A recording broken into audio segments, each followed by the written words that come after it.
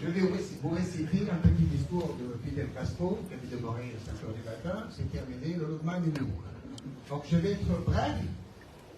Je remercie nos amis français qui nous soutiennent, qui sont là pour faire régner la loi et l'ordre dans le monde, et la démocratie. Voilà, au moins, c'est universel. Je voudrais poser quelques questions à l'assistance, à tous ceux qui sont concernés pour cette affaire. Je ne vais pas parler de la situation catastrophique du peuple tunisien ou le désastre économique dans lequel vit la Tunisie.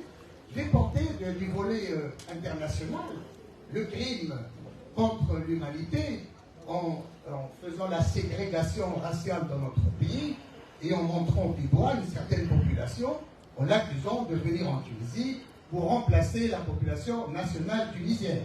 Donc c'est un appel au meurtre, à la purification ethnique, puisque des ennemis venus de l'étranger, payés par des États étrangers, et étaient soutenus par des Tunisiens qui ont touché de l'argent. Il n'a jamais cité de nom. Tout ce qu'on a vu, nous, c'est des Africains chassés pour leur couleur, chassés parce qu'ils sont étrangers, chassés d'une manière collective. Les punitions collectives, c'est le fascisme et le nazisme.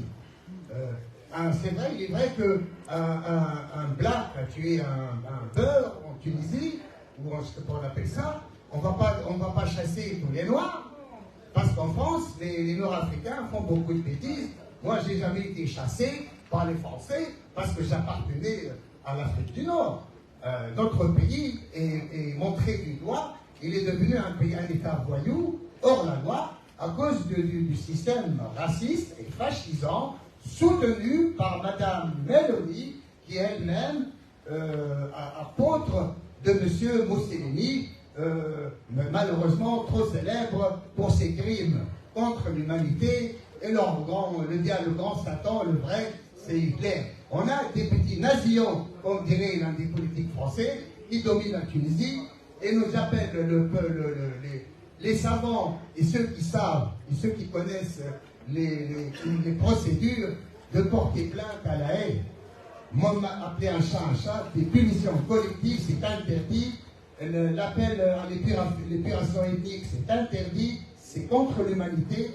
Donc je termine mon petit discours. On vous remercie encore une fois. Il y a un petit peu en arabe pour ceux qui ne comprennent pas le français.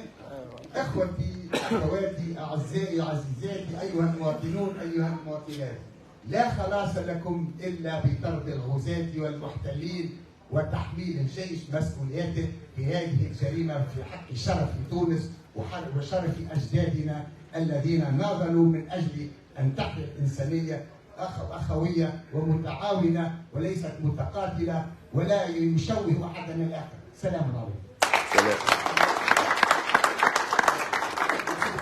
Notre deuxième partie, c'est quelques mots rapides de quelques représentants des députés tunisiens. On va commencer avec Monsieur Zied Hajji. Je vais prendre la parole. 2 minutes. Député. Allez-y.